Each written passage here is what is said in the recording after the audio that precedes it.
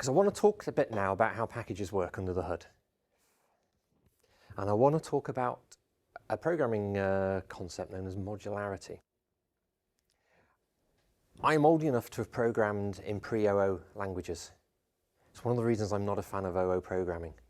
It's popular, but I've programmed in better paradigms. And for me, modular programming is far better, having built major systems in both. But most programming languages today aren't modular, they are OO. And what I mean by that is ultimately all these libraries, all these packages you're downloading and installing, at runtime, they all have to live in a shared symbol table.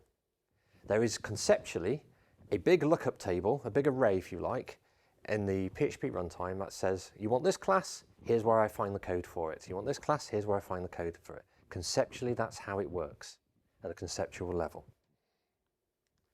Now we've got namespacing to make it easier for everything to fit into this shared symbol table. But all it does, it's a way for us as humans to cooperate so we're not clashing all the time. People who've programmed in PHP 4 remember how we had to prefix all our class names all the time and get very long class names before we had namespaces? Yep. Because it all has to fit in the shared symbol table. Any C++ programmers in the room? Nope. So languages like C++ have a concept they call friend classes. And PHP, there was an RFC for this earlier this year, I believe, and thankfully it was rejected because it's not a good idea.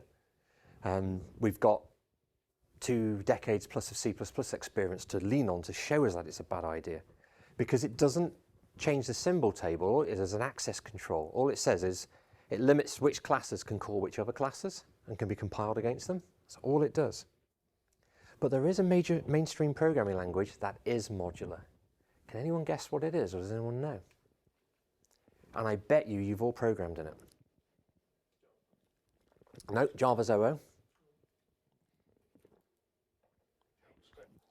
JavaScript, absolutely. Who said that? JavaScript. That is a modular language with slight caveats, because you can actually compile extensions in C and load those in.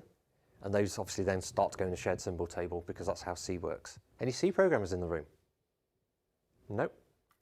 But correct me if I'm wrong, but this is the reason your node modules folders are so bloody big. Do you know why? It's because of this modularity.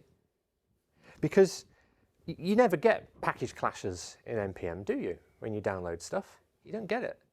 And the reason why is because there's node modules inside node modules inside node modules inside that folder. It's downloading all these different versions of the same package as needed. And that's the JavaScript ecosystem. It allows them to take advantage of this. That's why I'd argue the JavaScript ecosystem is far more package heavy than we are as a programming language and our community. Because we can't do this in Composer, because PHP is not a modular language. We can't install 2 different versions of the same package in the same app. We can't do it. Now, for all the haters who are watching this on YouTube, I'm talking directly into the camera to you buggers. Yeah, this is not a problem with PHP. Your favorite mainstream language behaves exactly the same way. Okay? It's not a PHP problem. It's just the way most programming languages work. And I'm not here to convince you that modular is better. That's a completely different talk, or one for the pub maybe.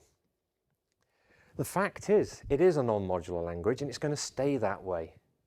They're already starting to talk about PHP 8, which is going to have the just-in-time compiler by the looks of it, if anyone follows internals. If that goes in, that's such a huge change in its own right. I imagine there's not going to be that many other language features going in. So what, PHP 8 is probably 12 months to 18 months away, conservatively? Probably nearer 2 years. So let's say, as a group, we started making PHP modular today. You're looking at 3 years plus before those features are available to people. So there's no point having that debate. We have to accept PHP is a non-modular language. We can't change that. We've got to work with it. We've got to work with how things are today. And that's why I want to go into the consequences of things being modular.